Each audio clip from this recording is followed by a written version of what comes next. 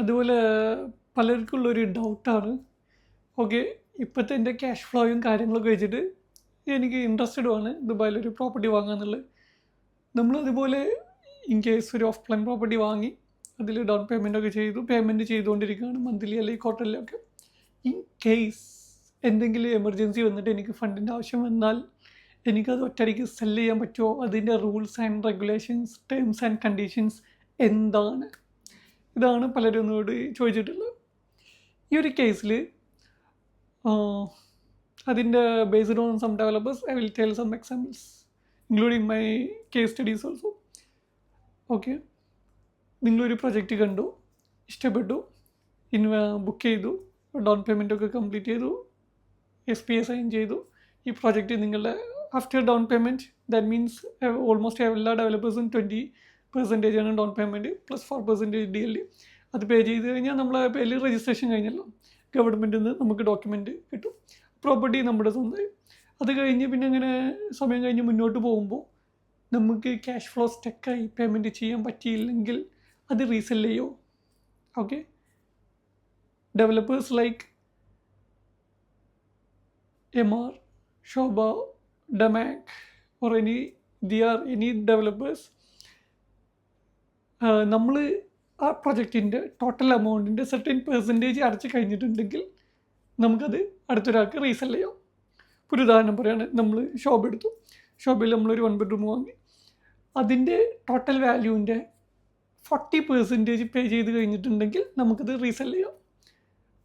ആ ടൈമിൽ 40% പേ ചെയ്തിട്ടുണ്ടെങ്കിൽ നമുക്ക് എന്ത് ചെയ്യാം? ഡെവലപ്പറോട് റിക്വസ്റ്റ് ചെയ്യുക, I want to sell my property, give me an NOC.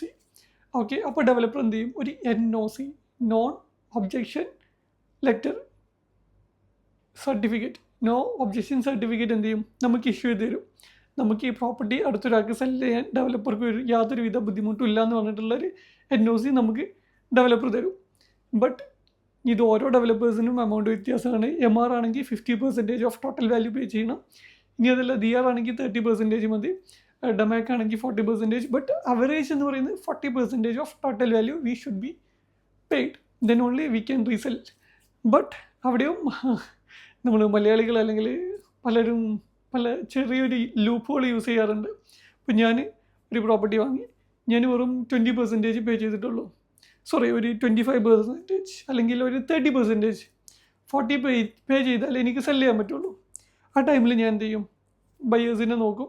ഒരു ബയ്യർ വരുമ്പോൾ ഞാൻ ആ ബയ്യറോട് പറയും, ഞാൻ 30% പേ ചെയ്തിട്ടുള്ളൂ ഡെവലപ്പർക്ക്, ബട്ട് എനിക്ക് നിങ്ങൾക്ക് റീസെൽ ചെയ്യണമെന്നുണ്ടെങ്കിൽ മിനിമം 40 പേ ചെയ്യണം. അതുകൊണ്ട് നിങ്ങൾ എന്ത് ചെയ്യണം? 40% ടു ദ ഡെവലപ്പർക്ക് പേ ചെയ്യണം, പ്ലസ് 40% നിങ്ങൾ എനിക്ക് പേ ചെയ്യണം പ്ലസ് മൈ പ്രീമിയം, അതായത് എൻ്റെ പ്രോഫിറ്റും കൂടെ കൂട്ടിയിട്ട് പേ ചെയ്യുകയാണെങ്കിൽ എനിക്ക് ഈ പ്രൊഡക്റ്റ് എന്ത് ചെയ്യാം?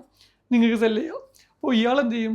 ഓക്കെ ആണെങ്കിൽ ഓക്കെ അറിയും, അവർ നമുക്ക് ആ 40% പ്ലസ് നമ്മുടെ പ്രോഫിറ്റ് കൂടി പേ ചെയ്യും. ഈ 40%-ൽ ഞാൻ ആകെ 30 അല്ലേ ഡെവലപ്പർക്ക് പേ ചെയ്തിട്ടുള്ളൂ. ആ 30-ൽ ബാലൻസ് ഉള്ള 10 കൂടി ഞാൻ എന്ത് ചെയ്യും? ഡെവലപ്പർക്ക് കൊടുക്കും. എന്നിട്ട് പറഞ്ഞു, I'm already paid 40%, give me NOC, I'm selling this to this game.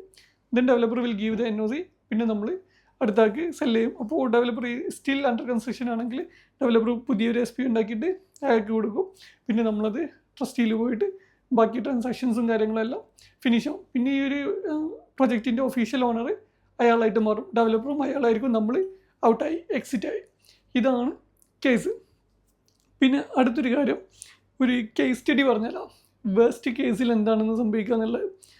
നമുക്കിത് ക്യാഷ് ഫ്ലോ സ്റ്റക്കായി, നമുക്കിത് പേയ്മെൻറ്റ് മുന്നോട്ട് പോകാൻ പറ്റില്ലെങ്കിൽ, നമുക്ക് ബയേഴ്സിനെയും കിട്ടിയിട്ടില്ലെങ്കിൽ, there are certain terms and conditions. നമ്മുടെ ആ പ്രോപ്പർട്ടിക്ക് അല്ലെങ്കിൽ നമ്മൾ ഇൻവെസ്റ്റ് ചെയ്തിട്ടുള്ള ക്യാഷിന് എന്ത് പറ്റും എന്നുള്ളത്. അത് വലിയൊരു ടോപ്പിക്കാണ്, ഒരുപാട് കോംപ്ലിക്കേഷൻസ് അല്ലെങ്കിൽ ഒരുപാട് കാര്യങ്ങൾ പറഞ്ഞു തരേണ്ട ഒരു വീഡിയോ ആണ്. അത് നമുക്ക് എന്ത് ചെയ്യാം? അടുത്തൊരു വീഡിയോയിൽ പറയാം. അപ്പോൾ ഇതിൻ്റെ നമുക്ക് സിമ്പിളായിട്ട് പറയുകയാണെങ്കിൽ, നമ്മളൊരു പ്രോപ്പർട്ടിയിൽ ഇൻവെസ്റ്റ് ചെയ്ത് കഴിഞ്ഞാൽ അണ്ടർ കൺസ്ട്രക്ഷനിൽ അത് റീസെൽ ചെയ്യണമെങ്കിൽ ആവറേജ് 40% നമ്മൾ ആ പ്രോപ്പർട്ടിയുടെ ടോട്ടൽ വാല്യൂവിൻ്റെ 40% പേ ചെയ്തിരിക്കണം.